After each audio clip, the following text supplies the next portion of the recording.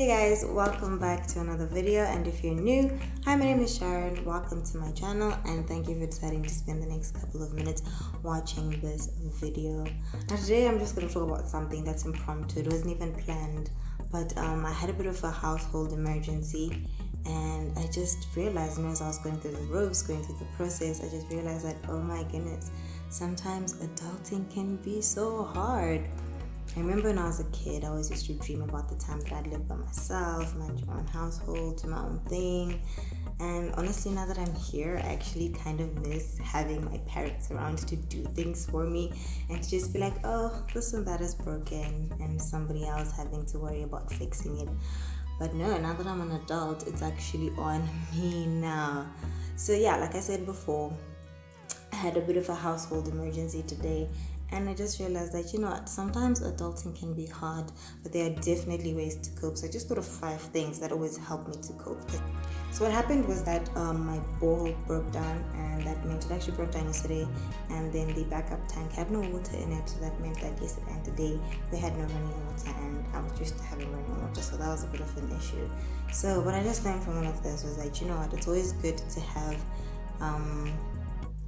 contacts of service providers readily available.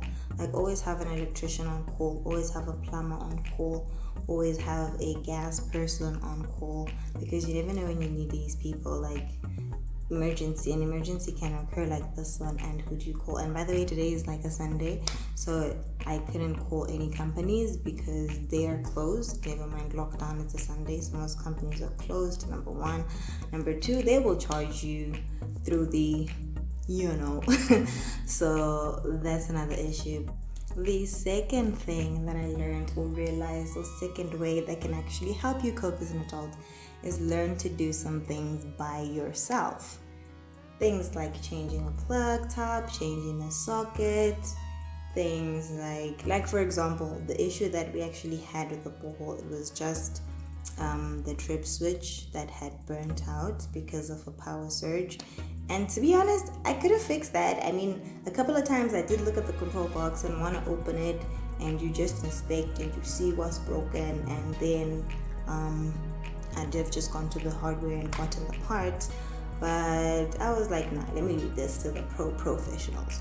So yeah, but then learn to do some things around the house, because it's not always as hard. Sometimes household emergencies aren't always as hard as they present themselves to be. And also, another pro tip that I learned this from my dad. Whenever somebody's fixing anything, whenever anyone is fixing my car or fixing something broken around the house, always be there. Not necessarily to spy or snoop, but to learn what it is that they're doing, so that next time it happens, you're in a better position to actually do it yourself. Number 3 is always have backup. Always have some form of backup. If you live in Zim, you know that electricity goes. We have load shedding here, there, and every other day. So always have backup for that. Sometimes the power will come back, but it will probably come back low voltage, or it will destroy some things. Like recently, the power has been tearing through my house. Lots of lights have been blown out. The oven was blown out. So always have backup. If you have electrical gadgets, always have LPG gas gadgets, for example, as backup. They will definitely help you. And don't procrastinate. I had no water in my backup water tank, because I was like, we'll fill it. And then when an emergency happened, thank God the emergency was fixable in a short space of time. When emergency happened, we were still left high and dry. So I cannot emphasize this enough. Always have a backup plan. Okay, so another thing that will help you to adult successfully, that actually has nothing really to do with emergency situations, is that get into a routine. Get into a routine of things. I am a creature of habit naturally. Maybe it's because I went to boarding school, and things in boarding school always timed. You always had to wake up at a certain time, you had to be done bathing by a certain time, you had to go eat at a certain time. So I work better with routine and things that are scheduled and programmed. So yeah, why not give it a try? Always have a routine. Have something to do here, there, and everywhere. Plan your day, plan your meals also, especially when it comes to meals. There is nothing as hard as cooking for one person when that one person is yourself.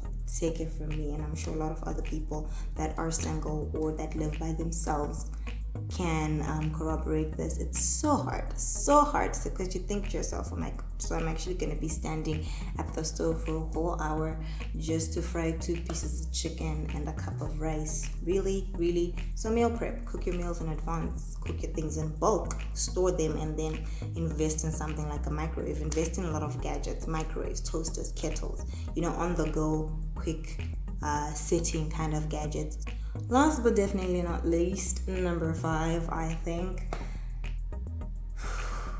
always go out whenever you can. Always do something that's probably breaking your routine or out of the norm, like eat takeout or whatever. Not necessarily do it every day, but you'll find though that when you're adulting, like when you're really adulting, you actually won't have time to be partying all the time, going out all the time, hanging out with friends all the time.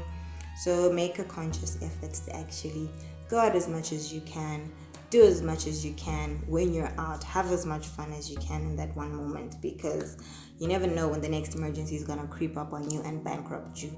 Anyway, guys and girls, thank you so much for tuning in. If you have made it this far into the video and you haven't subscribed, now would be a good time to smash that subscribe button. If you like this video, give it a big thumbs up. If you have anything to say, the comment section is open and it's there for you. But thank you so much again for watching this video, and I will see you in the next one. Bye.